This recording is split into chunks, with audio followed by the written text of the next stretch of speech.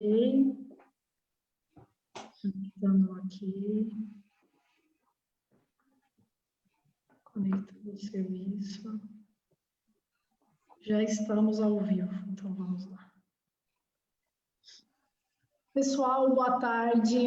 Estou aqui representando a Redoma CRLS. Sou Maria Gabriela, acho que todos me conhecem.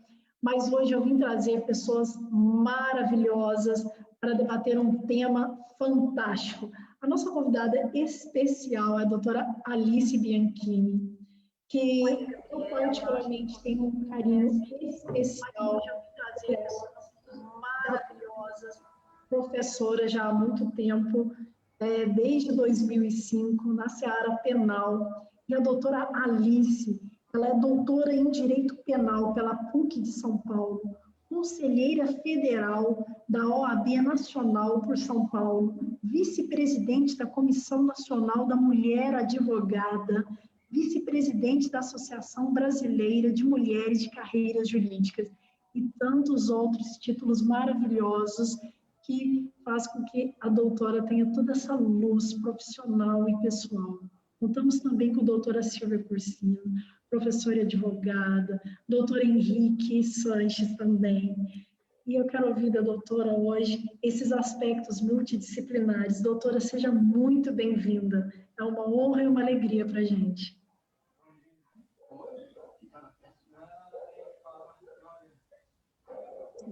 Posso começar falando, então? Sim, doutora, por favor. Então, cumprimentar também, então, a Gabriela, cumprimentar a doutora Silvia, cumprimentar o doutor Henrique. Como é bom ter homens aqui nesse debate, doutor Henrique, já tivemos outra oportunidade em outro momento, e é uma alegria muito grande, e esse é um tema que eu acho que a gente tem que falar sempre, né? O quanto é importante que a discussão em relação à violência de gênero, e a gente vai falar dos aspectos multidisciplinares, e a gente não pode mais falar só de mulher para mulher. Depois eu vou dar uma olhadinha na nossa audiência aqui no Facebook, mas o importante é a gente ter homens e ter mulheres discutindo esse tema, né? E principalmente, doutor Henrique, os homens ouvindo também, mas principalmente também falando, porque a gente tem essa ideia de que só as mulheres podem falar de violência de gênero. Não, eu não concordo com isso. Acho que todos podem falar sobre violência de gênero, mas espera lá, primeiro tem que estudar. Então, para tanto o homem quanto a mulher, para falar sobre esse tema, tem que efetivamente estudar em relação a isso, porque é um tema muito, digamos assim, preocupante, na medida em que ele é muito carregado de estereótipos, que a gente chama de estereótipos de gênero. Então, se a gente não está com uma lente muito bem, com um grau muito bem assimilado, para discutir, para ver, para perceber essas questões de perspectiva de gênero, a gente acaba tendo uma certa dificuldade. E aí eu vou começar, até para a gente fazer de uma forma um pouquinho mais tranquila, com um acontecimento agora recente, em que eu testemunhei um momento de uma menina com 2 anos e meio. Então, uma menina de 2 anos e meio, estava um monte de gente na sala, e aí é perguntado para ela, é feita a seguinte pergunta para ela: quem são os seus pais? E os pais dela estavam naquele local. E aí a menina ficou olhando ao redor, olhou para lá, olhou para cá, e não conseguiu responder quem são seus pais. E todo mundo ficou atônito, né? Mas assim, os pais estão aqui na sala, que dificuldade que essa menina está tendo para responder essa pergunta, que é uma pergunta tão simples. E aí, não fui eu que percebi, foi uma outra pessoa que percebeu qual era a dificuldade da menina. E percebam qual era a dificuldade da menina. Ela pensa, um pai e uma mãe. Se eu estou falando se eu estou falando de pais no plural, ela está pensando 2 homens. Ela não consegue entender ainda que é uma questão cultural. Nós entendemos que a soma de um homem e uma mulher vai dar 2 homens, né? Porque são pais, no sentido de dois homens. Então, essa lógica, que é uma lógica que para nós funciona bem, tranquilo, a gente já introjetou, é uma questão cultural. Por isso que a gente fala muito dessa questão, e como nós estamos falando de aspectos multidisciplinares, eu já comecei a trabalhar exatamente a questão da linguagem, né? Como que a linguagem aprisiona as mulheres numa situação de inferioridade. Porque mesmo agora que nós estamos na época de eleições, né? Vamos ter eleições esse ano, e muita gente vem me perguntar, professora Alice, já escolheu o seu candidato a prefeito, né, no masculino? Já escolheu o seu candidato a vereador? Também no masculino. E a gente começa, então, a afastar simbolicamente a presença das próprias mulheres neste momento tão importante e tão crucial, que é a presença, né, de mulheres e homens, e representatividade. Nós temos que falar de mulheres, temos que falar de homens, temos que falar de negros, temos que falar de indígenas, de homossexuais, quer dizer, nós temos que falar de toda essa diversidade, porque, afinal de contas, nós temos uma democracia representativa, e nós temos que ter a representação no parlamento, sob pena de nós não termos todas as demandas sendo atendidas. Então, a questão que eu já começo a trabalhar é esta. Por quê? Porque quando a gente fala da violência de gênero, nós vamos encontrar um departamento importantíssimo para a gente compreender.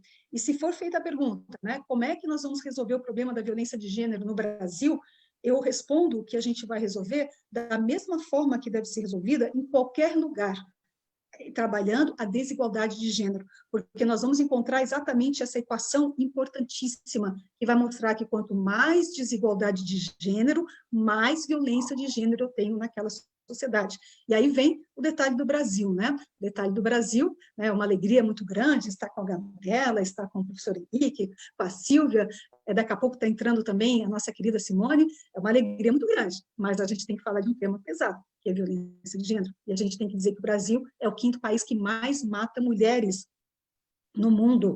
E quando a gente fala desse dado, a gente tem que esclarecer como é que funciona esse dado. O Brasil é o 5º país que mais mata em termos objetivos, o que significa dizer que nós estamos falando exatamente do quê? De cadáveres, olha, tema pesado, né? Estamos falando de atestados de óbito, olha que tema pesado.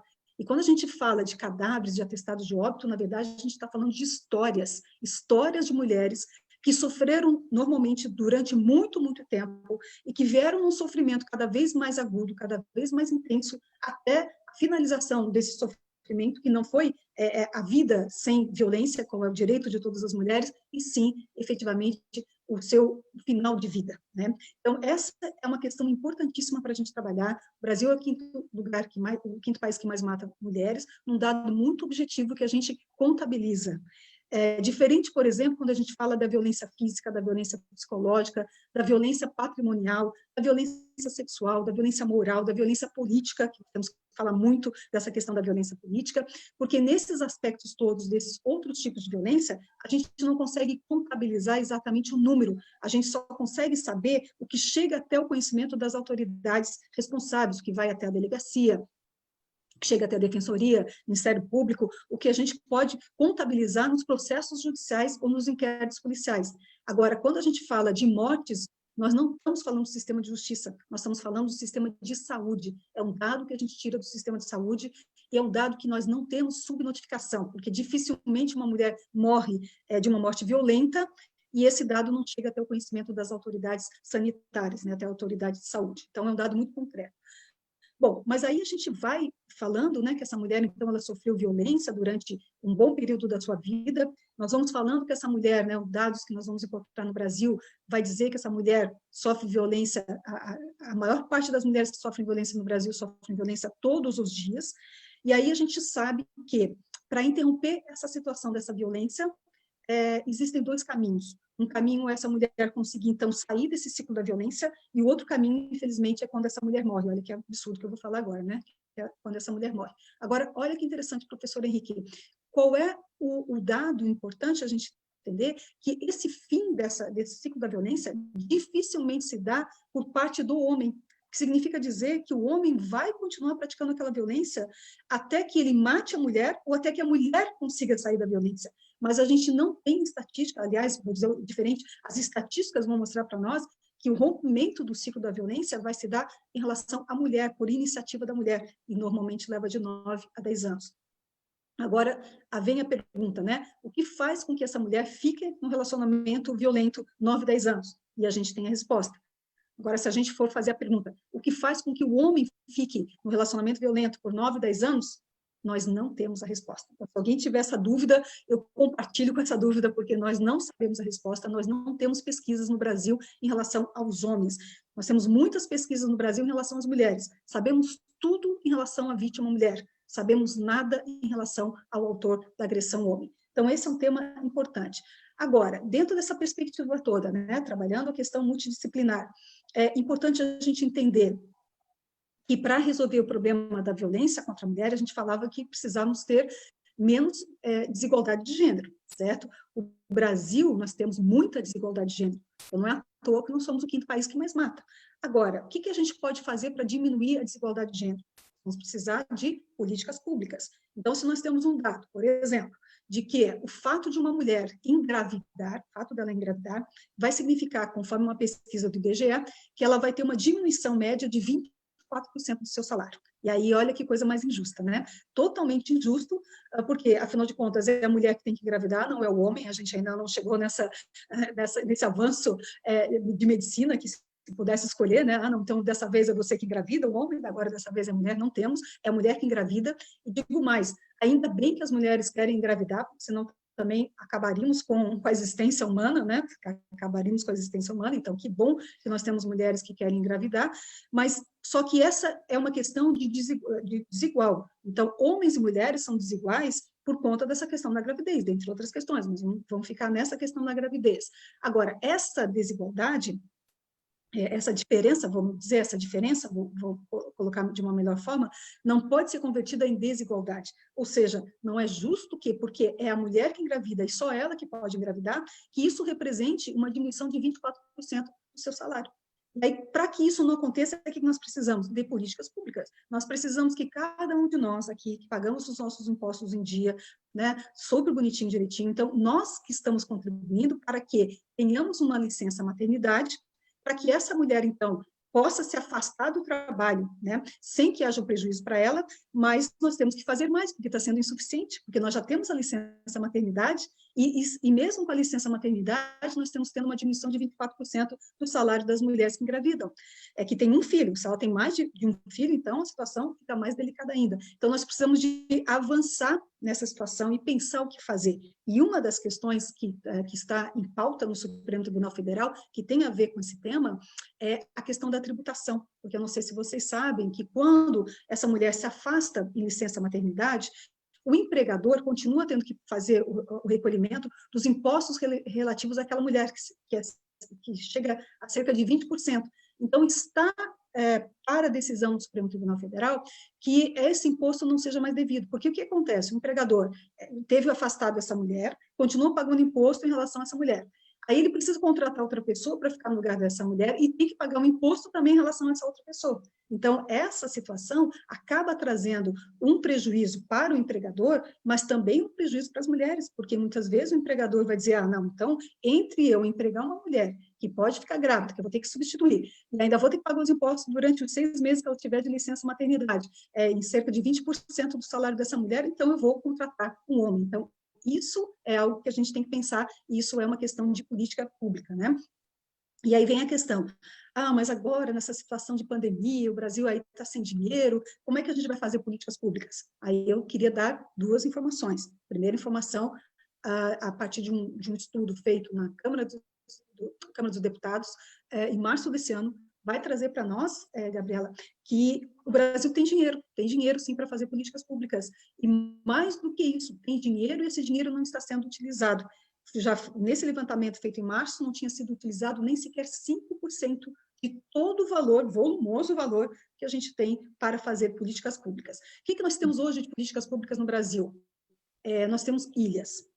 Nós não temos uma política pública no Brasil. Então, esse é um tema, né, importante para a gente entender por que nós temos tanta violência. Nós não temos políticas públicas, nós temos alguns lugares, pessoas bem intencionadas que fazem um trabalho bonito em relação à questão da violência contra a mulher, mas nós não temos algo instituído. E tudo que a gente tinha de pouco, na verdade, a gente está vendo um desmonte. E cada ano que passa, o desmonte maior ainda em relação às políticas públicas de enfrentamento à violência contra a mulher. Então, nós temos esse dinheiro, está lá guardado, fica lá parado, provavelmente rendendo juros aí para bancos, né? Mas não está sendo utilizado em políticas públicas para as mulheres. Então, a gente tem que reverter efetivamente essa situação. E aí a gente, falando um pouquinho, então, dessa multidisciplinaridade, que nos permite falar um pouco da questão da questão da violência de gênero e os aspectos psicológicos da questão da violência de gênero, que eu queria aproveitar para abordar aqui também. E aí a Silvia já me ouviu falar sobre isso, o professor Henrique também já me ouviu falar sobre isso, mas é importante a gente entender que, como a gente falou, né, a maioria das mulheres que sofrem violência no Brasil sofrem violência praticamente todos os dias. e sofre violência durante 9, 10 anos até conseguir romper o ciclo da violência. Então, é muito tempo de violência. E qualquer pessoa, seja homem, seja mulher, seja criança, seja adulto, que é submetido há muito tempo e com frequência um tipo de violência, vai provavelmente desenvolver uma série de processos psicológicos que a gente tem que compreender. E quando a gente fala, então, do aspecto específico em relação à mulher vítima, nós vamos encontrar, por exemplo, a síndrome da mulher abandonada, nós vamos encontrar, por exemplo, o mito do esquecimento e outros processos psicológicos que vão atuar na psique dessa mulher e vão não permitir que ela consiga sair da situação de violência sozinha. Então, quando a gente fica, né, criticando, julgando aquela mulher, dizendo, nossa, mas essa mulher não tem força de vontade, essa mulher, e o pior que a gente ouve falar, né, deve ser mulher de sargento, é mulher que gosta de apanhar, porque como é que uma mulher fica sofrendo essa violência durante tanto tempo e não faz nada? Então, o pessoal da psicologia sempre pede isso, principalmente para nós do jurídico. Vocês do jurídico não julguem essa mulher, vocês do jurídico tentam fortalecer essa mulher, mas deixe principalmente com a gente, né? Para que essa mulher, então, ela tenha um tempo de maturação em que efetivamente ela consegue sair definitivamente do relacionamento. As estatísticas vão mostrar para nós que essa mulher fica nesse ciclo da violência, mas ela tenta sair inúmeras vezes. Então, ela tenta sair uma vez, não consegue. Tenta sair outra vez, não consegue. Ela não consegue, principalmente, e aí vem o drama dessa situação, porque a própria família não recebe essa mulher, porque a própria sociedade não recebe essa mulher, porque nós temos em todos os lugares, em todas as famílias, o discurso de que não, tenta uma reconciliação, quem sabe ele estava nervoso porque você fez alguma coisa, e essas discussões que a gente conhece do nosso dia a dia, né? Então, essa mulher tentou sair, sim, dificilmente ela nunca tentou, só que cada vez que ela tenta, ela não consegue, ela volta para o relacionamento, a violência passa a ser maior ainda, e ela passa a ser uma maior candidata ainda, exatamente, àquele processo final, que é o processo do feminicídio. Então, nós temos que entender essa questão da mulher, nós temos que empoderar essa mulher, criar condições para que efetivamente ela consiga psicologicamente, para que ela consiga financeiramente, para que ela tenha um apoio efetivo, um acolhimento efetivo, para que ela tenha essa coragem necessária, essa força necessária para sair do vínculo de violência. Porque o que a gente vai encontrar nas estatísticas? E agora eu vou falar Data Senado de 2019, é uma pesquisa histórica que vem sendo feita no Brasil a cada 2 anos, desde antes da edição da Lei Maria da Penha. Então, olha que interessante, né? Você tem todo um histórico em relação a isso. Eu estava comparando, por exemplo, 2011 e 2019, a pesquisa de 2011, fiz isso ontem, e a pesquisa agora de 2019, que é a última. E o principal motivo que está fazendo, nessa pesquisa de 2019, aponta para nós, o principal motivo que faz com que as mulheres fiquem numa relação violenta é exatamente o medo de vingança do agressor, com 62%. Só que interessante é que esse mesmo índice, desculpa, esse mesmo fator, medo de vingança do agressor, em 2011, aparecia em terceiro lugar, com 30 e poucos por cento. Hoje, 2019, né, a última pesquisa de 2019, dobra, ou seja, nós estamos tendo mais situações de mulheres com medo do que nós tínhamos em 2011. Então, nós temos que entender isso, nós temos que compreender que fenômeno é esse. Agora, a boa notícia é que, de 2017, que 72% das mulheres diziam, né, não me separo por medo, em 2019, 2 anos depois, caiu 10%, ou seja, foi para 62%. Ou seja, vamos torcer para que na próxima pesquisa, que será feita só no ano que vem, a gente tenha ainda um menor índice, né, de mulheres com medo, porque essa questão é difícil, né? Pensem um pouquinho em relação a essa mulher. Se ela fica na relação, ela sofre violência, e se ela sai da relação, ela também sofre violência. E o dramático nesse tema é trazer uma pesquisa aqui de São Paulo, do Ministério Público de São Paulo, agora analisando processos judiciais, que vai dizer para nós, então, o Ministério Público, analisando processos judiciais em que tínhamos a mulher como vítima e o autor era um homem que tinha algum relacionamento com essa mulher para evitar, nessa contagem, os casos de latrocínio. Então, exclui os casos de latrocínio, que é aquela morte que não tem nada a ver se era uma mulher, se era um homem, né? Não tem uma relação.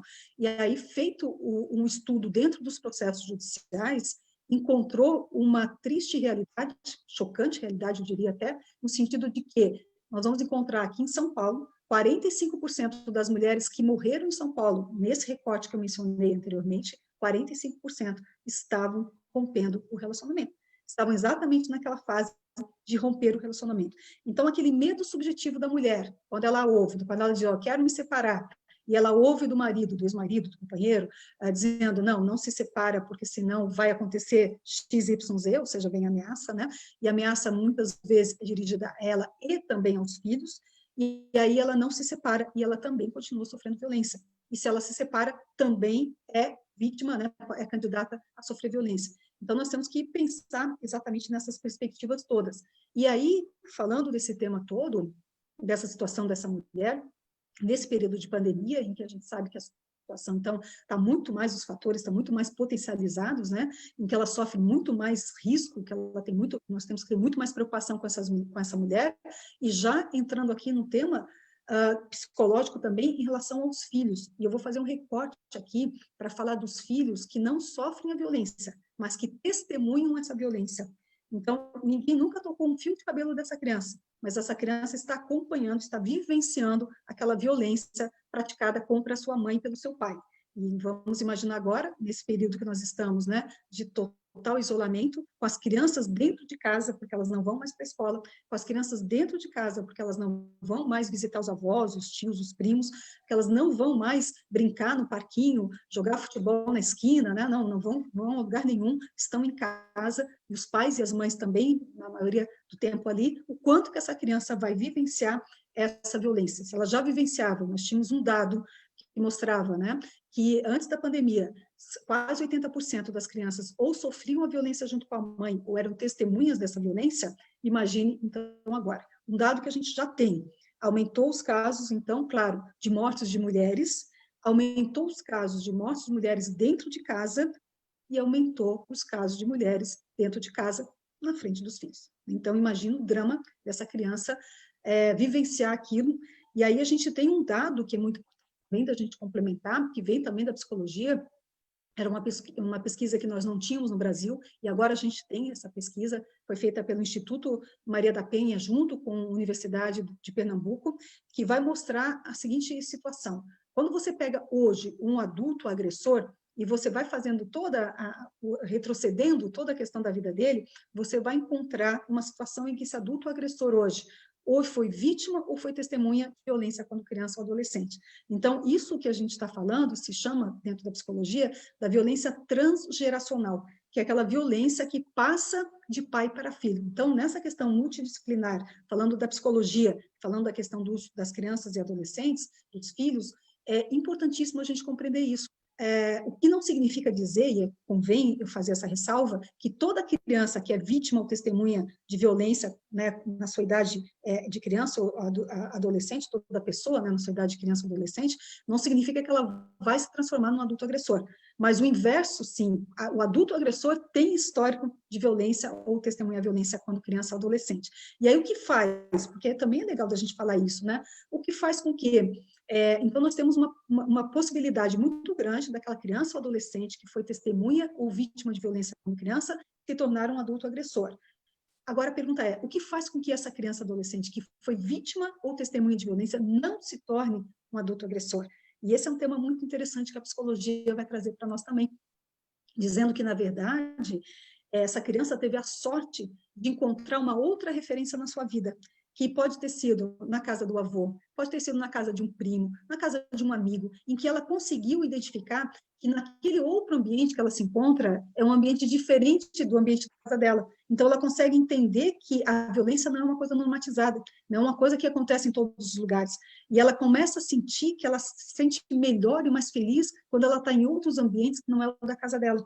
E aí tem uma situação muito interessante, porque essa criança, né, que vai crescer vendo aquele ciclo da violência que é característico da violência de gênero, em que está tudo bem, daqui a pouco vai começando a ter pequenas violências, vão aumentando o índice de violência, até chegar no ápice da violência, depois vem a fase da lua de mel, e aí depois recomeça tudo de novo. Tentem imaginar na cabeça de uma criança, em determinado momento ela vê que está tudo bem, os pais estão felizes, dando risada, dançando, daqui a pouco ela vê que começa a ter problema, começa a ver que houve um problema, que essa mãe está triste, que aquele pai está nervoso, mas daqui a pouco volta tudo ao normal de novo, daqui a pouco vem tudo de novo, aquela bola de violência, e essa criança, então, ela cresce sem ter uma noção de se aquela coisa é boa boa ou se aquela coisa é ruim, se aquela coisa é normal ou se aquela coisa é anormal, se é assim mesmo ou se pode ser diferente. Então, se ela não teve essa experiência, né, em relação a outros lugares que ela pode vivenciar, ela acaba, então, levando como única referência a questão da violência, e a única referência dela, ela vai acabar reproduzindo essa violência. Então, isso é uma coisa importante para a gente entender. E nessa reprodução da violência, tem dois aspectos, porque tem um aspecto do lado do homem, do menino, que cresce vendo o pai agredindo a sua mãe e acaba naturalizando aquilo, mas tem um outro lado também, que é o lado da menina, porque ela também cresce vendo o pai agredindo a sua mãe e a mãe aceitando aquilo. E aí vem um processo também muito interessante para a gente compreender, que é chamado, né, eu só fui aprender essa expressão aqui em São Paulo, não conhecia, que é o chamado dedo podre, não sei se vocês já ouviram falar essa expressão, que é se acusa aquela mulher que não sabe escolher bem um companheiro, né? Que sempre vai escolher aquele péssimo marido, aquele péssimo companheiro, aquele péssimo namorado, vai escolher uma pessoa que não deveria ser escolhida. Quando, na verdade, ela está dentro de um processo exatamente também psicológico em que ela aceita aquilo porque aquilo foi normatizado na vida dela. E tem um outro aspecto psicológico que eu acho de uma densidade muito grande, vou pedir licença para falar assim de uma forma muito superficial de um processo que é muito denso psicológico, que vai dizer o seguinte: a criança vai crescendo e vai vendo o pai agredindo a mãe. Chega um determinado momento, porque a criança, toda criança, nós que vamos só lembrar um pouquinho de nós quando crianças, nós sempre temos aquela admiração pelos pais. A gente imagina, né? Para nós, os pais são máximos, os pais são perfeitos, são super-heróis, não tem defeito nenhum, vão estar aqui para proteger a gente e tal. E aí vem a questão interessante: quando o menino começa a perceber que aquele pai tem defeito, que aquele pai está fazendo coisa errada, ele tem duas possibilidades internas, subjetivas. Ou ele percebe que o pai está fazendo uma coisa errada e assume que está fazendo uma coisa errada, ou ele justifica o pai. E na primeira situação em que ele vai realmente descobrir e ver que o pai está fazendo uma coisa errada, nós vamos exigir de uma criança algo que quase nenhuma criança consegue, que é romper com o ciclo de sentimento que tem com o pai, de adoração que tem com o pai. Então, é muito difícil você romper com isso, e a gente imaginar que a criança vai conseguir romper com isso. Então, o mais comum é a criança ir para o segundo caminho, de justificar aquilo. E a forma melhor que você tem de justificar uma atitude é praticando essa atitude também. Então, veja como a coisa é pesada, é densa, né? E realmente são estudos da psicologia. Eu tenho estudado há muito tempo, eu sou da área jurídica, né? Mas tenho estudado há muito tempo essa questão toda da psicologia. E a questão da menina é a mesma coisa. Então, ela acaba reproduzindo também uma história de vida igual à história da mãe, como uma forma de não romper com um ciclo de sentimento com o pai. Então, é bem pesado isso. E com tudo isso que a gente viu, a gente percebe, para a gente poder fazer um diálogo aqui, que eu queria muito ouvir também os nossos colegas, né? A gente consegue perceber que, na verdade, agora, eu vou entrar numa questão que é uma questão da sociologia, porque nós falamos de psicologia, nós falamos um pouquinho de direito, e a questão agora da sociologia, porque a sociologia vai trazer para nós uma informação muito, muito valiosa. A primeira informação valiosa é que a violência contra a mulher, ela é diferenciada, inclusive dentro do próprio Brasil. Então, nós vamos encontrar, estamos aqui em São Paulo, podemos ter outras pessoas também em outros estados nos ouvindo agora, mas estamos aqui, todos que estão aqui nessa live, estamos em São Paulo. E São Paulo, muito diferentemente do que se pode imaginar... Ah, não, você não está em São Paulo? Ai, tá bom. Vitória da Conquista. Hã? Bahia, Vitória da Conquista. Vitória da Conquista, oh, que beleza! Curta bastante aí, conheça essa terrinha, uma delícia, muito bom mesmo. Bom, mas enfim, então, a diferença aqui, né, de São Paulo é que, surpreendentemente, São Paulo não é o estado da federação com maior índice de violência contra a mulher, quando a gente analisa proporcionalmente. Absolutamente, São Paulo é o primeiro lugar em tudo, né, pela população aqui, densidade populacional. Mas quando a gente vai fazer uma comparação, número de mortes de mulheres em São Paulo comparado com o número de mulheres de São Paulo, nós temos uma das menores taxas de mortes de mulheres no Brasil. Roraima, por exemplo, tem uma taxa de 12,4, São Paulo é 2,4 mortes de mulheres a cada 100 mil mulheres, o que dá uma diferença muito grande. E aí a gente já começa a identificar, e a sociologia identifica isso, que, na verdade, nós vamos encontrar o seguinte: o DNA da mulher e do homem paulista, da mulher e do homem de Roraima, da mulher e do homem de Goiás, que também tem muita violência, ou do Piauí, ou de Santa Catarina, que nós temos pouca violência, é o mesmo. Então, nós temos uma carga genética igual. Se nós temos uma carga genética igual, por que nós temos diferença de comportamentos? E essa diferença de comportamento é uma carga cultural. Então, para nós é muito tranquilo que nós estamos falando de uma carga cultural. E o que tem de cultura em relação a um estado ou em relação ao país, que nós temos tanta violência como a gente tem no Brasil, e aqui do lado, por exemplo, a Argentina tem uma violência, comparado com São Paulo, que tem um dos menores índices de violência no Brasil, a Argentina, o país argentino, tem metade de São Paulo, que é um dos menores índices do Brasil. Então, o que acontece? Então, essa cultura que a gente precisa falar. E aí a gente já começa mostrando algo que nos desagrada muito, mas é uma pesquisa feita agora, em março deste ano, em vários países, inclusive no Brasil, que vai mostrar que no Brasil, brasileiros e brasileiras, brasileiros e brasileiras, tem cerca de 90% de brasileiras e brasileiros têm preconceitos em relação à mulher. Então, nós somos preconceituosos em relação à mulher. Então, a gente precisa compreender isso, a gente precisa se entender dessa forma e fazer algo que nós estamos aprendendo hoje, que eu considero extremamente relevante, que é aquela questão de não basta nós falarmos não somos racistas, nós temos que ser antirracistas, nós temos que contribuir para que o mundo não tenha mais racismo. E a questão da mulher é a mesma coisa.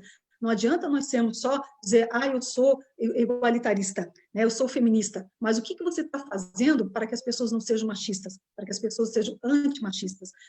Não basta agora o professor Henrique dizer, não, eu não sou machista, mas, professor Henrique, o que está fazendo para que outros colegas seus não sejam machistas? Né? Então, esse é o desafio que a gente vai encontrar hoje, e principalmente quando a gente faz esse recorte importantíssimo, que é a questão da raça, nós vamos encontrar um dado bastante preocupante, porque a gente vê, pelo último dado de violência contra a mulher, de mortes de mulheres no Brasil, nós identificamos que nós vamos encontrar uma quantidade de diminuição de mortes de mulheres brancas e um aumento de mortes de mulheres negras. Então, a gente precisa compreender isso, e a gente precisa entender que nós temos sim, e por que nós temos esse dado, que sempre vai ter mais violência contra a mulher negra? Se a gente falava que a desigualdade, né, é que vai ensejar a violência, exatamente entre as mulheres brancas e as mulheres negras ainda são mais desiguais, nós temos mais desigualdade ainda em relação às mulheres negras. Então, até fico uma pena que a professora Simone ainda não esteja com a gente, espero que daqui a pouco ela consiga estar aqui para ela poder falar também desse tema, que é um tema importantíssimo com esse recorte de gênero, de raça que a gente sempre tem que fazer. Né? Agora, então nós temos realmente essa carga de extremo preconceito em relação às mulheres. Identificado isso, comprovado, medido, cerca de 90% dos homens e das mulheres no Brasil. E a questão que se coloca é exatamente essa. Bom, mas e o que a gente pode fazer? Né? E aí é interessante, porque sendo uma questão cultural, nós temos uma dificuldade muito grande de alterar, Nós temos uma lei Maria da Penha, para ficar na questão jurídica, que é considerada uma das 3 mais avançadas do mundo, mas o Brasil é o 5º país que mais mata. E por que é o 5º país que mais mata? Porque a gente tem uma lei linda, maravilhosa, como se fosse uma moldura que nós colocamos um quadro, porque nós não estamos efetivando o que está escrito dentro da lei. O que está escrito dentro da lei, e a lei fala, por exemplo, que todos os casos de violência contra a mulher, seja no âmbito civil ou no âmbito criminal, tem que estar acompanhado, essa vítima tem que estar acompanhada do advogado. Aí depois eu queria pedir para a Silvia, que sempre trabalha nessa área, Silvia, o quanto que efetivamente a gente vai ver que essas mulheres estão indo para as audiências criminais sem o acompanhamento de um advogado, uma advogada, como está escrito no artigo 27 da Lei Maria da Penha. Eu tenho feito essa pergunta em todos os estados da federação que eu tenho visitado e perguntado, e no seu estado, as vítimas estão sendo acompanhadas de advogado ou advogada no momento que elas estão lá, por exemplo, numa audiência criminal? E a resposta é não. E aí a gente vê como, por exemplo, foi mostrado pelo próprio Conselho Nacional de Justiça, numa pesquisa que o Conselho Nacional de Justiça encomenda ao IPEA, e o IPEA, então, começa a participar de audiências, que nós temos, então, audiências com vítimas mulheres, né, de violência de gênero, e aí vai identificar uma série de coisas, como, por exemplo, está lá na audiência, enquanto a vítima está relatando aquele fato dramático que aconteceu na vida dela, nós vamos ter o juiz ou a juíza ali falando pelo WhatsApp, ou seja, nem prestando atenção naquele drama de vida, nem tendo respeito pela condição aquela mulher, e não sou eu que estou falando, isso é o CNJ, através dessa pesquisa importante que se fala das percepções do Poder Judiciário em relação à violência de gênero. E aí, se está prestando atenção, ainda está fazendo coisas que não deveria fazer, como, por exemplo, num diálogo que aparece nesse documento, em que começa com o advogado perguntando, mas o que você fez para deixar o seu marido nervoso? Aí, daqui a pouco, vem o promotor de justiça perguntando, mas você traiu o seu marido? Quer dizer, como se traísse o marido justificasse alguma coisa, né? E aí termina com o juiz falando assim, falando para a vítima, você tem que tomar mais cuidado em relação a quem você leva para dentro da sua casa. Ou seja, de novo, a culpa é da vítima, não é do autor do fato, né? Então, você vê que dentro do próprio Poder Judiciário, dentro da própria questão jurídica, a dificuldade dessa mulher de estar sendo vítima, principalmente porque não tinha um advogado, uma advogada presente, porque se tivesse um advogado, uma advogada presente, com perspectiva de gênero, né, com capacitação, porque também não adianta, se não tem capacitação, iria evitar esse tipo de coisa. E aí sim, então, falando um pouquinho, então, dessa questão cultural, entendendo, então, que a gente pode mudar, porque se é cultura, somos nós que fazemos, e se somos nós que fazemos, nós podemos mudar, né?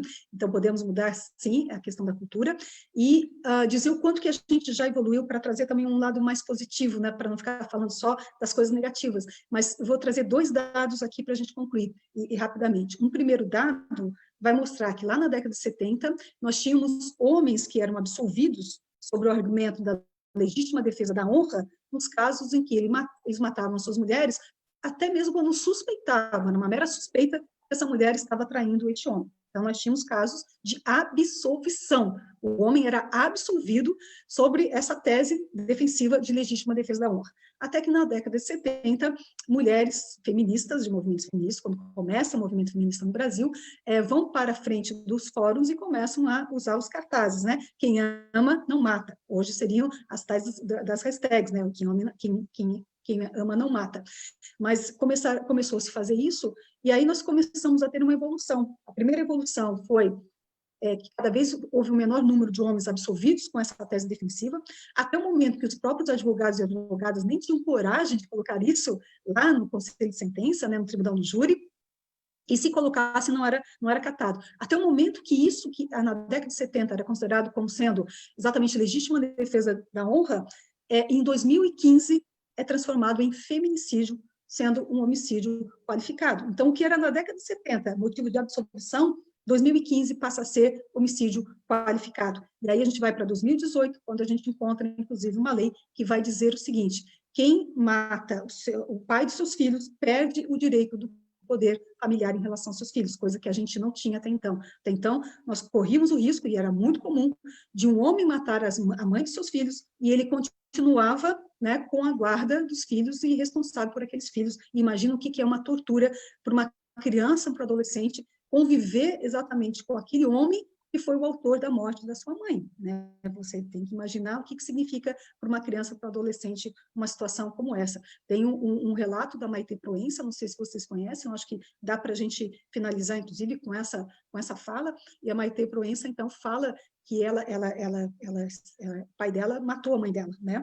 E ela, então, presenciou tudo, e ela testemunhou por 2 vezes a favor do seu pai. E agora, mais recentemente, ela vem a público para dizer que das 2 vezes que ela testemunhou em favor do seu pai, foi por medo do pai. E ela disse, se meu pai foi capaz de matar a minha mãe, o que ele poderia fazer comigo? Então, ela preferiu não comprar briga com o pai, ela era adolescente quando isso aconteceu, né? Ela não tinha essa força como ela tem hoje.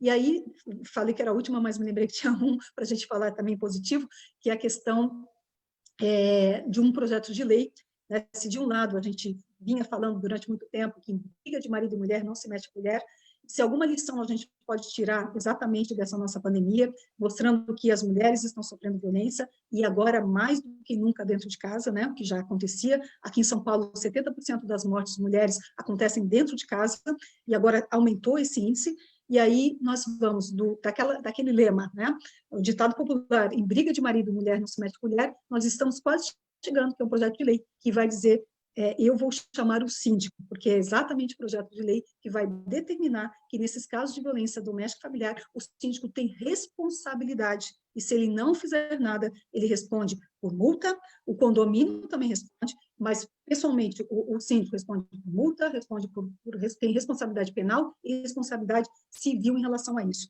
Querendo dizer que a gente muda bastante essa figura, né? Do tempo que a gente falava em briga de marido e mulher, não se mete a colher, agora a gente fala em briga de marido e mulher, eu vou chamar o síndico, vamos lembrar do Tim Maia aí, nessa questão musical que a gente tanto lembra dessa música, né? Mas, enfim, para trazer um pouquinho de esperança também e dizer que, efetivamente, se a gente quer a mudança, nós temos que fazer a mudança, ou seja, sejamos a mudança que queremos fazer no mundo. Parabéns aí pela instituição, muito obrigada, Gabriela, por essa oportunidade, e vamos ouvir, então, agora, né, os nossos professores também, para a gente fazer um pouquinho de diálogo, tá bom? Obrigada, doutora, que explanação maravilhosa, maravilhosa mesmo. Só tenho a agradecer, vou passar para os meus amigos e colegas, por favor, façam perguntas, explanem também. Vamos começar com as mulheres. Doutora Silvia, por favor. Obrigada. Olha, uma aula, doutora Alice. Eu fico cada dia mais encantada porque ela sempre traz novos dados, né? Está sempre estudando e eu falo que é isso, né? O profissional do direito, ele tem que estar se atualizando, tem que estar estudando. Vamos lá. Olha, eu pensei em tantas perguntas, porque a gente fica tão entusiasmada.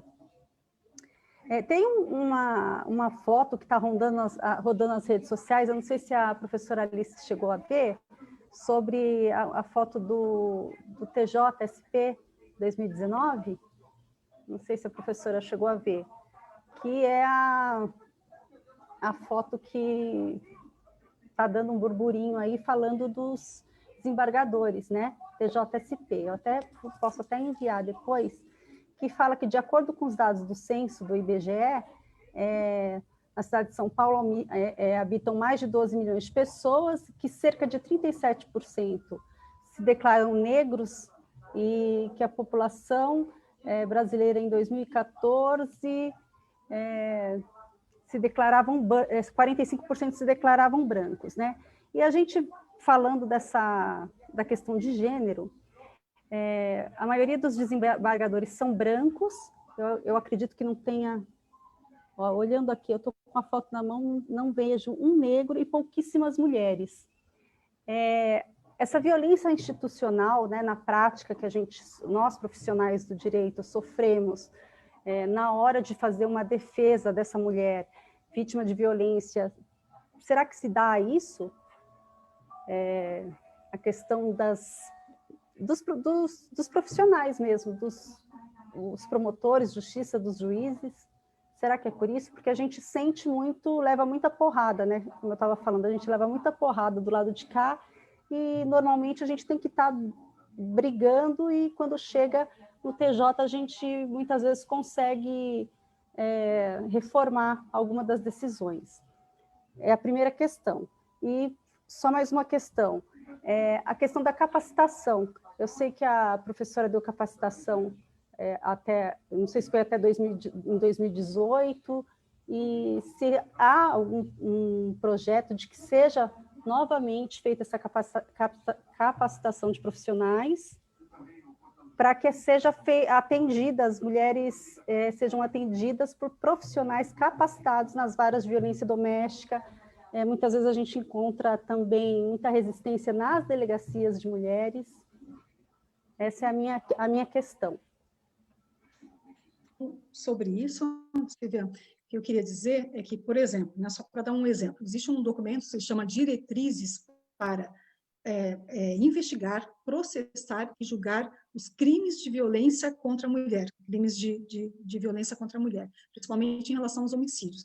Esse documento, que é um chamado Diretrizes, que a gente chama de Diretrizes do Feminicídio, esse é um documento que foi elaborado, e o Brasil é o único país que tem um documento nacional, porque a gente tem as diretrizes latino-americanas, nós temos as diretrizes europeias para investigar, processar e julgar crimes violentos contra as mulheres. E a gente tem aqui no Brasil. O interessante é que a gente tem essa diretriz, é o único país que tem essa diretriz, porque o Brasil foi escolhido exatamente por órgãos internacionais para fazer esse desenvolvimento aqui no Brasil. Ele foi escolhido, por um lado, positivo, porque nós temos instituições aqui no Brasil que são consideradas instituições que funcionam, inclusive por conta da existência da própria Lei Maria da Penha, mas ele também foi escolhido por um aspecto negativo, que é a intensidade de violência que nós temos aqui no Brasil. E esse documento, então, ele vai trazer esse estudo tudo na perspectiva de gênero. E aí que vem uma questão interessante, né? Porque essa perspectiva de gênero é uma perspectiva que tem que ser, tem que estar presente no momento da elaboração da lei, no momento da interpretação da lei, no momento da aplicação da lei, no momento da execução da lei. E essa perspectiva de gênero não é uma coisa que a mulher é que faz, é um estudo, é uma metodologia, né? Então, hoje mesmo, eu estarei, logo em seguida que a gente terminar aqui, eu estarei num curso de capacitação, formação política para as mulheres, que foi promovida pela BNCJ, e a gente ficou muito surpreso, porque nós tivemos 550 inscrições para um curso de formação, um curso longo, que vai até novembro, e eu estarei nessa aula inicial falando exatamente da teoria feminista do direito, que vai trazer os métodos que eu vou fazer essa interpretação, que eu vou fazer essa aplicação, que eu vou fazer essa elaboração das leis a partir de uma perspectiva de gênero. Agora, essa perspectiva de gênero, então, como eu dizia, é um método. Então, se eu tenho, por exemplo, uma situação que eu vou investigar um determinado tema, eu tenho que fazer essa perspectiva de gênero em tudo que eu estou trabalhando. Então, a gente fez uma perspectiva de gênero, ainda há pouco, na questão tributária, para ver que, continuando necessário o pagamento de imposto do empregador, quando há um licenciamento da sua funcionária, porque está em licença maternidade, na perspectiva de gênero que nós fizemos, nós trouxemos uma informação de que isso vai trazer prejuízo para as mulheres, para a trabalhadora mulher. Então, é uma perspectiva de gênero, não é uma coisa que só as mulheres têm que fazer. E a perspectiva de gênero é algo que a gente tem que fazer em todas as searas, por exemplo, na questão médica. Nós temos informações, eu publiquei agora recentemente no meu Facebook, um artigo de uma médica, que é minha amiga, que eu admiro muito, que ela vai mostrar que o prejuízo de nós sempre temos trabalhado na área médica com o conhecimento do corpo humano masculino, sem o conhecimento do corpo humano feminino. E ela vai trazer uma informação que eu queria compartilhar, que eu acho muito importante, exatamente, por exemplo, a questão do infarto, né? Nós temos sinais do infarto, que são por todos nós conhecidos, mas que a maioria não sabe que os sinais do infarto para os homens pode ser diferente do sinal dos infartos da mulher. E, às vezes, as mulheres estão tendo infarto e precisam de um atendimento imediato e certeiro, sob pena do falecimento dessa mulher, e só que como a gente não tem essa informação, a gente não trata essa mulher como se estivesse infartando. E aí, conclusão, em relação às mulheres maiores de 50 anos no Brasil, o infarto é uma das primeiras causas de morte de mulheres no Brasil, exatamente por falta de informação. Então, a perspectiva de gênero é algo que a gente tem que trabalhar em todos os setores.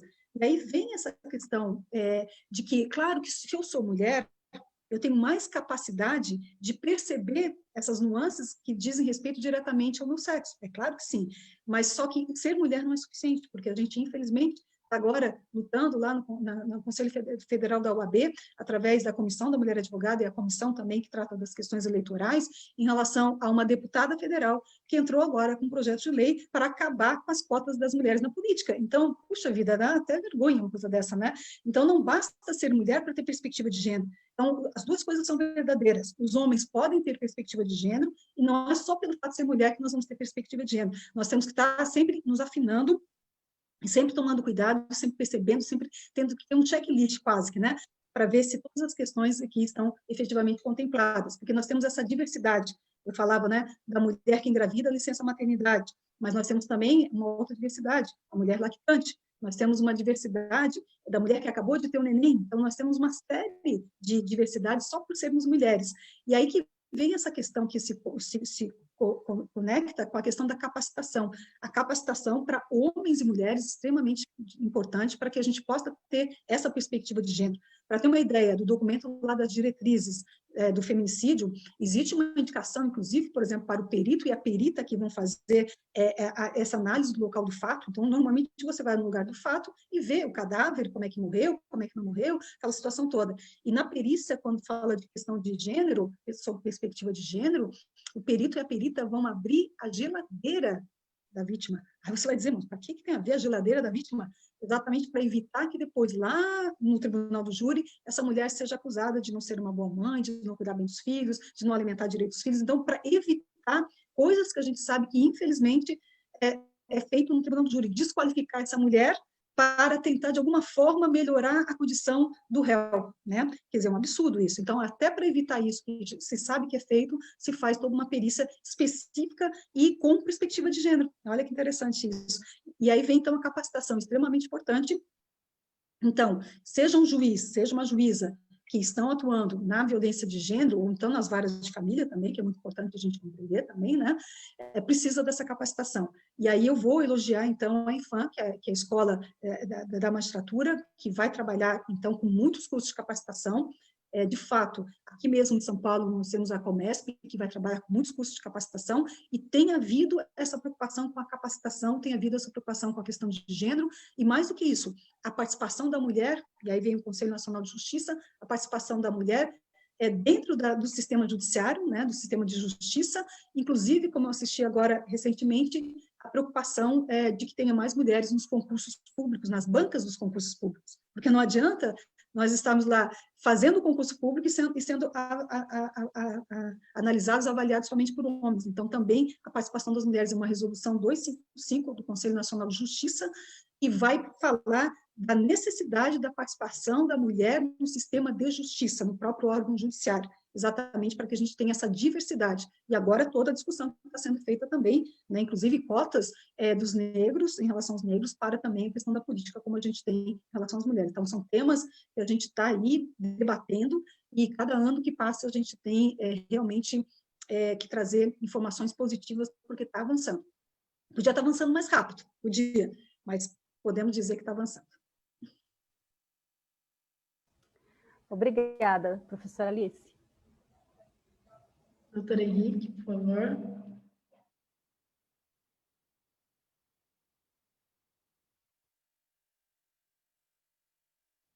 Está sem som, doutor Henrique.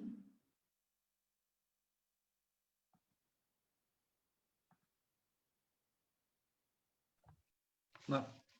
Eu sempre esqueço do áudio. Boa tarde, professora Maria Gabriela.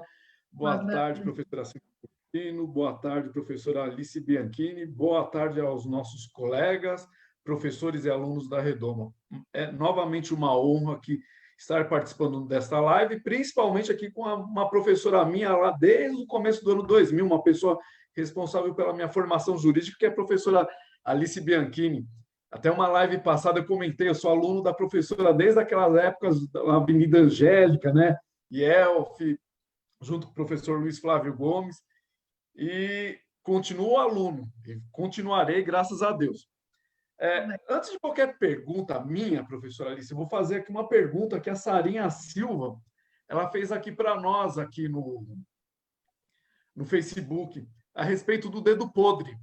Ela está perguntando aqui se tem algum meio da gente conseguir descobrir esse marido, namorado, que tem essa perspectiva de violência. Porque ela até fez comentário, né? Pois no começo de qualquer relacionamento é aquela maravilha.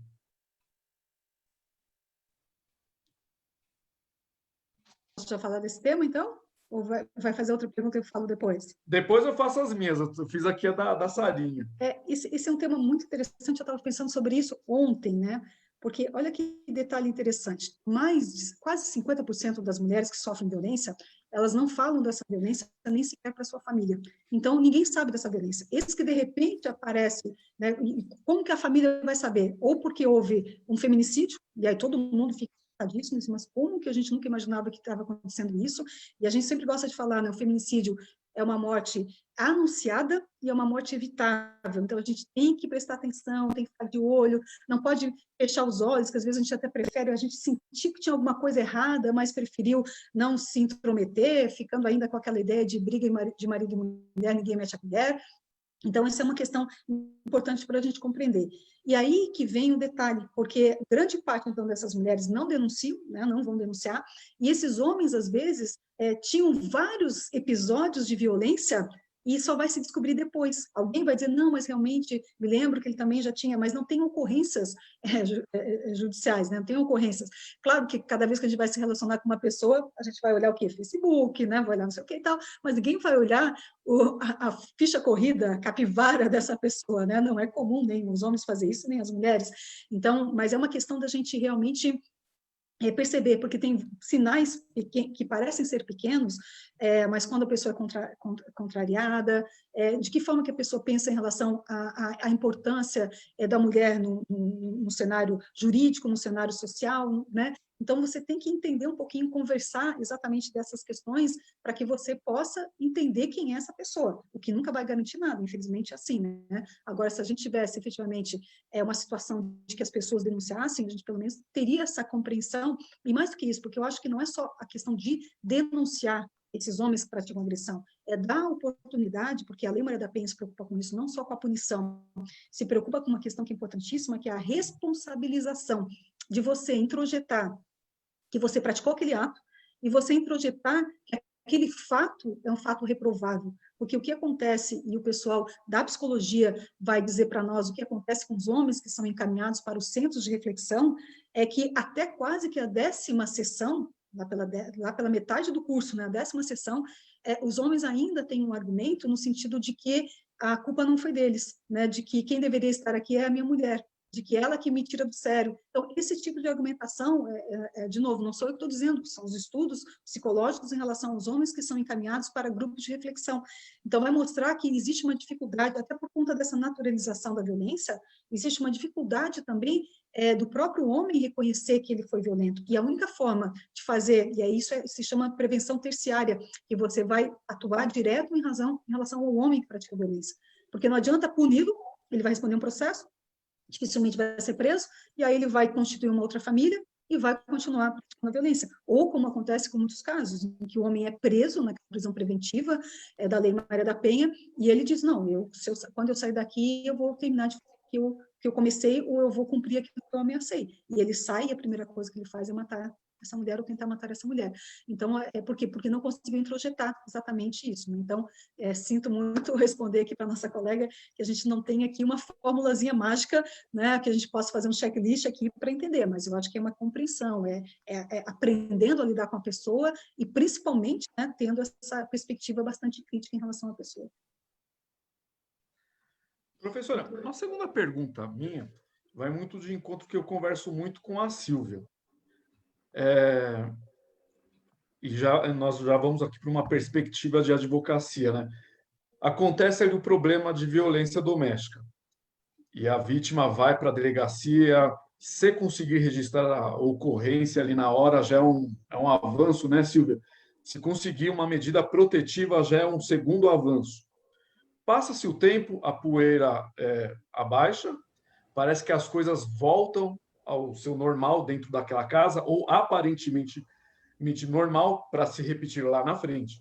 E chega no dia da audiência, moveu-se todo o aparelho estatal de persecução. Não aparece nem acusado e nem aparece vítima. Ou se aparecem, já aparecem reconciliados. E ali o juízo ele tenta encaixar aquela situação, né? Para que não tenhamos problema, uma excludente diante de juridicidade inominada, isso acontece bastante. Por um lado, professora, nós vemos que a legislação processual ela é meio dura, né? Porque ela proíbe aplicações de preceitos lá da lei do juizado, e agora com essa lei anticrime, inclusive com a própria proibição do acordo de não persecução penal nessas situações de violência doméstica. Talvez não seria melhor a gente possibilitar uma suspensão condicional do processo naquele caso, ou até um acordo de não persecução para que o Ministério Público fique de olho naquele casal, ao invés de procurar situações, hipóteses jurídicas de colocar um ponto final naquele processo para nunca mais ver o casal ali? Professora, deixa eu só fazer um adendo. Tá vendo como eu sofro?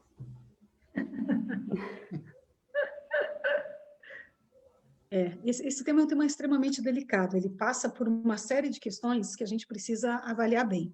A primeira questão é que, se eu identifico que é uma violência de gênero, porque, veja bem, nem toda violência contra uma mulher praticada por um homem é violência de gênero. Então, se eu identifiquei que é violência de gênero, e se eu apliquei a Lei Maria da Penha, eu estou num patamar diferenciado, eu tenho apenas uma violência de um homem contra uma mulher, certo? Então, são coisas diferentes. A violência de gênero tem características, e uma das características principais é exatamente a questão da hierarquização e a subordinação. É um entendendo que tem que mandar, e o outro entendendo ou que tem que obedecer ou que não gostaria de obedecer, mas tem alguém querendo mandar. Então, nessa perspectiva, e é aí que a gente vai olhando os dados, né? Nós vamos encontrar, então, 62% das mulheres que têm medo de vingança do agressor, 32% que ficam com o agressor exatamente por questões financeiras, 31% que fica com o agressor por questões de preocupação com os filhos. Então, você vê que existe uma condição, só para falar dos 3 principais fatores, existe uma condição que vai mostrar uma desigualdade entre as partes. Então, nós temos, sim, uma condição de maior vulnerabilidade. E a gente fala muito da questão da mulher, e a gente sempre toma um cuidado de chamar de vulnerabilidade situacional, porque eu quero crer que não é a situação que toda mulher é vulnerável. Claro que a gente tem as nossas vulnerabilidades específicas, mas não é o geral. Mas na questão de violência de gênero, porque exatamente nós temos uma ideia de subordinação, uma ideia de hierarquização, uma ideia de dominação, porque se não tem nada disso, não é violência de gênero. Então, a gente resolve tranquilamente.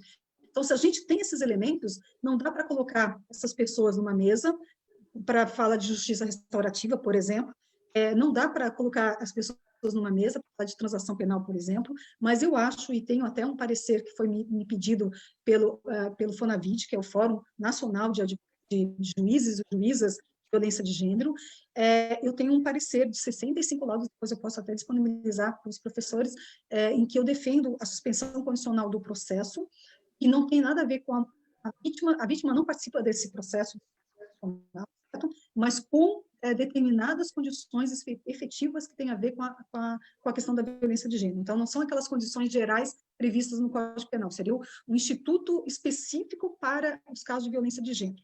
E aí eu defendo, sim, a suspensão condicional do processo. Agora, essa ação, por quê? Porque não há contato da vítima com o réu, porque é o promotor de justiça que vai entrar em contato com o réu e que vai negociar com o réu. Agora, quando se pensa qualquer situação que ponha a vítima e o réu no mesmo ambiente para discutir as questões, aí não me parece que seja efetivamente possível. Então, nesse caso, dá para trabalhar, sim, com alguns institutos, né, específicos, especiais, até porque o que a gente vai encontrar nos casos de violência contra a mulher?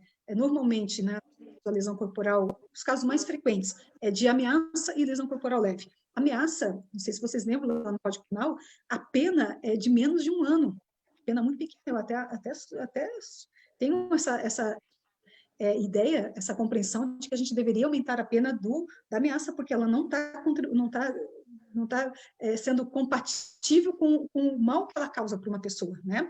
Então, realmente, uma pessoa que é ameaçada causa um dano psicológico muito grande por uma pena que não chega nem a 1 ano. Então, nesses casos que a gente tem ameaça, tem lesão corporal leve, que são os casos que acontecem com mais frequência de violência contra a mulher, dá para pensar alguma coisa, mas sempre levando em consideração que a vítima e o réu não podem sentar na mesma mesa para discutir nada, né? A vítima não está em condições de discutir com o réu, porque ela está numa situação de vulnerabilidade. Então, nessa condição, porque tem violência de gênero, não dá para sentar na mesma mesa, mas dá para pensar, sim, algumas questões para não ser tão inflexível como é o processo penal. Professora, eu vou fazer um comentário em cima do seu comentário. Eu acho muito mais pertinente uma suspensão condicional do processo com condições realmente específicas para um detalhe, do que você pegar e fazer uma audiência ali, nos termos do artigo 16, para que a pessoa possa retirar ali a representação, para depois vir ter o mesmo problema lá na frente, né? Aquela coisa cíclica. Agora, a minha segunda pergunta, professora, agora você é advogado do diabo aqui. Eu tenho a opinião que a legislação processual em violência de gênero, violência doméstica, ela realmente é dura. Infelizmente, ela não consegue ser efetivada até por conta de acesso à justiça, muitas vezes.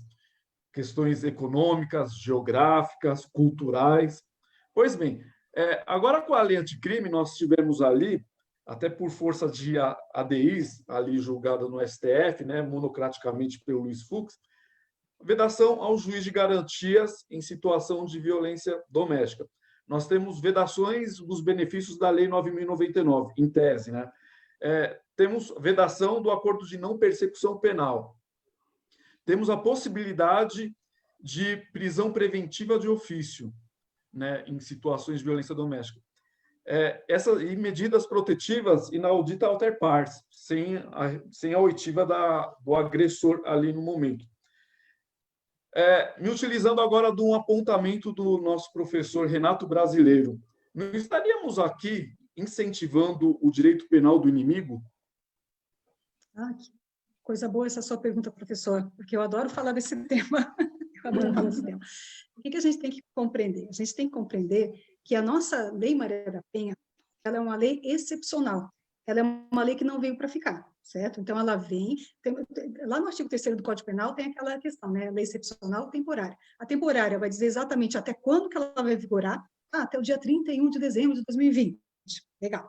Ou ela pode ser excepcional, que ela não diz o prazo, mas ela está condicionada a resolver a questão para a qual ela surgiu. Então, enquanto estiver presente a condição que determinou a sua existência, essa lei vai subsistir, como, por exemplo, a própria Lei 14.022, que vai falar do enfrentamento da violência contra a mulher, criança, adolescente, idoso, pessoa com deficiência, no período da pandemia. Então, a 14.022 vai vigorar enquanto estivermos na condição da pandemia. Terminando a pandemia, automaticamente revoga a nossa Lei 14.022. A Lei Maria da Penha, ela tem o mesmo espírito, ela não veio para ficar, ela veio para cumprir uma função, que é fazer com que haja diminuição da violência contra a mulher no Brasil, deixando em níveis civilizatórios, para que aí sim a gente possa falar, bom, agora estamos em níveis civilizatórios? Estamos, então não precisamos mais da Lei Maria da Penha. Agora vamos pensar uma coisa, professor, e professoras e colegas que estão aqui nos assistindo. Se a Lei Maria da Penha fosse ter os mesmos institutos que nós já temos no Código de Processo Penal, se ela fosse igualzinha como nós já temos no Código Penal, como nós já temos na execução penal, para que nós temos que ter a Lei Maria da Penha? Né? Então, ela veio para usar, isso que a gente tem que entender, ela veio para mexer as estruturas mesmo, ela veio para trazer modificações, ela não veio para ser igual, porque para ser igual não precisava dela, certo? Então, ela veio para causar. Então, ela traz, por exemplo, o Instituto da Prisão Preventiva. E se lá no Código de Processo Penal nós temos que ter crimes com pena igual ou superior a 4 anos para decretar uma prisão preventiva, na Lei Maria da Penha pode ser um crime que não chegue nem a 1 ano, como é, por exemplo, a ameaça que a gente falou anteriormente. A ameaça, diferentemente do lado do Código de Processo Penal, enseja na Lei Maria da Penha a possibilidade de prisão preventiva. E, aliás, que bom, porque realmente precisamos, porque é uma diferença muito grande. Aí vem a questão da Lei Maria da Penha, ela é toda ela elaborada a partir da criminologia, que é a criminologia feminista, porque a criminologia vai trazer para nós um dado que é assustador. Enquanto que a ameaça lá nos casos fora do contexto da violência de gênero dificilmente se concretiza, então você tem lá uma ameaça, um mal injusto e grave, dificilmente vai concretizar. No caso do contexto da violência de gênero, nós não temos pesquisa no Brasil, mas várias pesquisas internacionais vão mostrar que cerca de 80% das ameaças se concretizam. Então, é diferente, a situação é diferente. E aí a gente vai encontrar também, enquanto que lá no Código de Processo Penal, o juiz não pode de ofício, na fase da delegacia, na fase policial, decretar a prisão preventiva, na Lei Maria da Penha ele pode. E por que essa diferença? Porque são contextos diferentes. Quanto mais rápido nós pudermos agir a violência de gênero, mais a gente vai ter proteção dessa mulher. Então, o que a gente tem que entender é que a Lei Maria da Penha não vem com o espírito punitivista, ela vem com o espírito de aumentar o espectro de proteção da mulher. Então, esse que é o tema importante, aumentar o espectro de proteção. Porque a gente sabe que, diferentemente dos outros casos de crimes, quando essa mulher, por exemplo, sai do relacionamento e ela tenta sair, romper com o ciclo da violência, ela está sofrendo mais risco. Então, é preciso, em muitos casos, de atitudes enérgicas aqui nesse caso, né? Então, vai precisar, sim. E quanto mais tiver ações, quanto mais próximo do fato, mais nós estamos protegendo essa mulher, porque não adianta proteger essa mulher com uma prisão preventiva lá na fase judicial, dessa proteção mais efetiva na fase policial do que na fase judicial. Na fase judicial, normalmente, como o próprio professor disse, muitas vezes até já houve a reconciliação, né, do casal. Então, ela está sofrendo mais risco. E aí que a gente tem que entender que a nossa lei é considerada uma das leis mais avançadas do mundo, exatamente porque ela foi trabalhada e foi elaborada por um consórcio de ONGs, ONGs, que estudavam essa questão da violência contra a mulher e tinham estatísticas, e a criminologia estatística foi muito importante nisso, para mostrar para nós que são condições diferentes. Então, nós vamos encontrar, eu elenquei mais de 20 inovações ou alterações no aspecto da Lei Maria da Penha, no que tange as perseguições criminais. Então, é tratamento diferenciado e precisa desse tratamento diferenciado. Então, lembrando, a Lei Maria da Penha ela é excepcional. Então, ela traz um tratamento diferenciado exatamente para dar mais proteção para a mulher. Se a gente for ver cada um desses institutos, olhar uma lente da perspectiva de gênero nesses institutos, nós vamos observar que as mudanças que a Lei Maria da Penha traz não são para punir mais, são todas elas para proteger mais a mulher, não para punir mais o homem, né? Então, essa que é a perspectiva que eu acho importante da gente falar, porque tem muita gente que que a gente chama, né, os detratores da Lei Maria da Penha, que vão dizer, como já foi dito em 2006, que a lei são normas, é um conjunto de normas diabólicas. A própria Lei Maria da Penha já foi considerada inconstitucional por vários juízes e juízas e por um tribunal de justiça.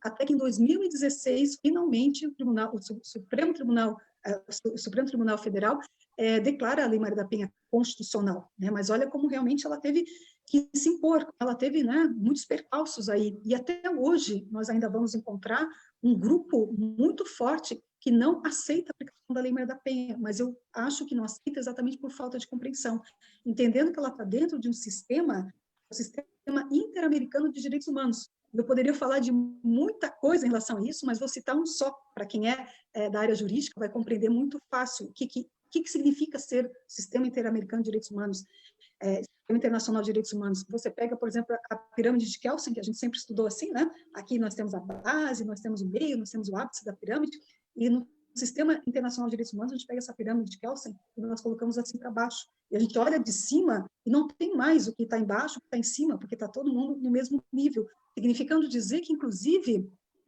e esse é um tema que o professor Luiz Flávio trabalhou muito bem, o professor Valério Mazzuoli, quando eles falam do diálogo das leis. Então, você pode, dentro do direito internacional de direitos humanos, dialogar com as leis. E se você tem uma lei infraconstitucional, que ela é mais benéfica para os direitos humanos do que a própria Constituição, você aplica a lei infraconstitucional e dentro dessa lógica está tudo bem, não tem a hierarquia, né? Não existe mais a hierarquia, não. Essa é uma lei infraconstitucional, essa é uma lei constitucional, não interessa. Qual é a lei melhor aqui? Vamos dar uma olhadinha aqui nessas leis, né? Qual é que é melhor atende ao espírito de proteção? É essa lei aqui. Então, não interessa se ela é Constituição, se ela é lei ordinária, se ela é delegada, né? O que ela é, uma resolução. Se ela for mais benéfica, ela vai ser aplicada. Então, esse que é o contexto para a gente entender isso que a gente chama, né, do direito internacional dos direitos humanos. E a Lei Maria da Penha está dentro desse contexto. A emenda da lei, o artigo 1º, vai fazer referência a 2 instrumentos internacionais de direitos humanos das mulheres. Quando até a gente fala, né, o artigo 6º da Lei Maria da Penha fala que a violência contra a mulher é uma questão de direitos humanos, e eu me lembro que quando que a lei entra em 2006, muita gente diz, mas como assim? Por que a violência contra as mulheres é uma questão de direitos humanos? E contra os homens não é uma questão de direitos humanos, mas porque a gente não conhece a categoria de direitos humanos que é internacional. Que essa categoria vai dizer o seguinte, olha, em relação a essas pessoas, nós temos que ter um cuidado especial, porque existe uma violência especial em relação a essa categoria. E aí, se a gente for pensar na violência de gênero, o que significa violência de gênero? Poderia trazer vários conceitos, vou trazer uma explicação. Você pega toda a violência que um homem sofre, uma mulher também pode sofrer. Mas você pega uma série de violências em que a mulher sofre, em que o homem nunca vai sofrer essa violência ou vai sofrer numa proporção infinitamente menor. Então, isso é que dá essa diferença. Quando eu estou numa situação, seja em que o homem não vai sofrer essa violência, ou na situação 2, em que o homem vai sofrer numa proporção infinitamente menor, nós temos a violência de gênero, e é dessa violência que fala a Lei Maria da Penha, né? Dessa violência diferenciada. Então, por isso que a gente tem essa categoria, por isso que a Lei Maria da Penha é constitucional e por isso que ela tem que causar, né? Ela não posso trabalhar essa violência de gênero que é diferenciada com os instrumentos que eu já tenho, porque já fizemos isso durante muitos anos e não deu certo. A ideia agora é sacudir mesmo, fazer uma coisa diferente, causar, e aí, bom, estamos agora numa situação confortável de violência, nunca vai acabar com a violência contra a mulher, né? Vamos combinar, nunca vamos acabar. Mas estamos numa situação civilizatória? Estamos. No dia seguinte a essa situação, a Lei Maria da Penha se torna inconstitucional. Isso que é importante, as próprias declarações internacionais vão dizer isso para a gente. São medidas, na verdade, as declarações internacionais falam de medidas especiais de caráter temporário, que a gente lê aqui no Brasil como sendo leis de ação afirmativa. Não tem problema, podemos falar de leis de ação afirmativa, mas a categoria certa de falar, tecnicamente falando, são medidas especiais especiais de caráter temporário. Então, tem toda uma formulação jurídica, toda uma normatização jurídica, todo um acontecimento jurídico diferenciado, mas agradeço bastante a oportunidade de poder falar desse tema. Doutor Henrique, sanou a dúvida? Eu agora só quero meu diploma de pós-graduação em violência doméstica, porque essa resposta foi uma verdadeira pós-graduação, né, professora? Agradeço. Obrigada. Doutora Silvia, mais alguma pergunta? Eu quero agradecer. Se a gente for começar a fazer pergunta aqui, vamos ficar até amanhã, né? Mas eu quero agradecer a oportunidade, a doutora Maria Gabriela, a Redoma, muito obrigada. Agradecer a professora Alice, que, como disse o doutor Henrique, deu uma aula, né? Na verdade, é um show, né? As pessoas falam, você cobra consulta? Não, porque a minha explicação é um show. Doutora, assim, cada dia mais encantada. Muito obrigada. Obrigada a todos, obrigada aos colegas. Quem está pegando agora a live, volta para assistir, que ela vai ficar no canal do Redoma, no YouTube, aqui no Facebook. E sigam lá, gente. Obrigada, gente. Obrigada mesmo. Gratidão. Obrigada. Doutora, eu tenho que agradecer, eu sei que 5h30 é fim do seu tempo, a gente tem que marcar mais lives, porque eu aprendi muito. Não só continuei aprendendo, que desde 2005 eu estou aprendendo com a doutora, e é uma satisfação maravilhosa reviver isso. É uma satisfação ainda maior quando a professora falou do direito penal do inimigo, do diálogo das fontes aí. Nossa, minha cabeça ficou assim, revivendo momentos maravilhosos. Eu tenho que agradecer toda a sua presença no meu arcabouço de estudo, na minha formação profissional, na minha formação moral. Eu estou cada vez mais encantada. Foi uma live maravilhosa. Seja muito bem-vindo à nossa plataforma, para lives, para tudo. Você tem um canal sempre aberto e tem aqui uma eterna aluna e uma grande fã. Muito obrigada, doutora Alice. Obrigada, meus amigos. Obrigada a todos presentes. Queria também fazer um agradecimento aqui especial pelo canal, obrigada por essa oportunidade de estar com essas pessoas maravilhosas, né? Que coisa boa. Gabriela, eu estou conhecendo agora, mas a Silvia e o professor Henrique já nos conhecemos de outras vezes, e é uma alegria muito grande. Queria fazer um convite aí para o pessoal que queira estar estudando essa questão da violência contra a mulher. A gente tem um concurso pela BMC, está lá no meu Instagram, no meu Facebook, professora Alice. E é um concurso que vai até dia 31, que vai, então, foi feita uma pergunta, qual é a natureza jurídica da medida protetiva de urgência, e a gente tem uma banca que vai selecionar a melhor resposta, e o prêmio está aqui, ó, o prêmio é o livro que a Silvia já conhece, né? Que é o meu livro da Lei Maria da Penha, e a Silvia tem o seu livrinho aí também. Isso, exatamente, é isso aí. Esse é um livro que eu escrevi, o último, e ele veio, esse estudo meu da Lei Maria da Penha, veio de um conselho que o professor Luiz Flávio me deu, e eu coloco isso aqui na apresentação do meu livro, porque exatamente eu estudava muitos temas, e drogas, e direito penal econômico e tal. Aí um dia ele chegou para mim e falou, eu quero te dar um conselho, você está estudando bastante coisa, muito legal tudo isso que está estudando, mas você deveria se especializar em alguma coisa, estudar a fundo um determinado tema. Escolhe dos temas aí que você está estudando, um que você mais gosta e vai fundo, e estude, para que realmente você possa saber bastante coisa sobre aquilo, né? E eu fiz exatamente, segui esse conselho, não sei tudo da Lei Maria da Penha, óbvio que não, mas eu estudo muito, todo dia eu estou ali pegando um tema, pegando uma coisa, projeto de lei e legislação estrangeira, e vendo, né, livros, eu tenho 650 e poucos livros cadastrados na minha biblioteca só de violência de gênero, né? E uma grande parte desses livros realmente foram presentes do professor Luiz Flávio, porque todas as vezes que a gente viajava, ficávamos horas em livrarias, e cada vez que eu ia lá para comprar meus livrinhos, ele fazia questão, não, este aqui é presente meu, é presente meu, é presente meu, e ele realmente gostava muito de livros, e eu fico, assim, feliz, né, de poder falar dele, porque é muito bom quando a gente pode falar bem de uma pessoa que fez diferença na vida dessas pessoas que estão aqui nos assistindo, né? Então, ele participou da minha vida, da Gabriela, da Silvia, do professor Henrique, né? Então, a gente tem só lembranças muito boas, embora o coração fique muito apertado cada vez que a gente fala isso, mas ele traz uma lição para a gente, que é a lição dele, é o grito de guerra, avante.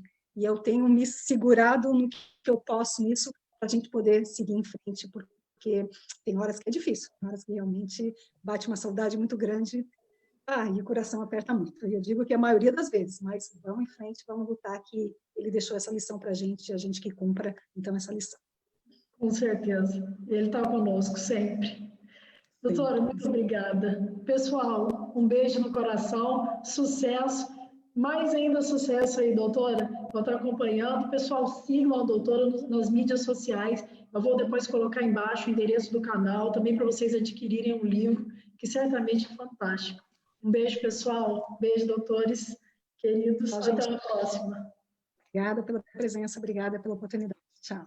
Obrigada. Tchau, tchau.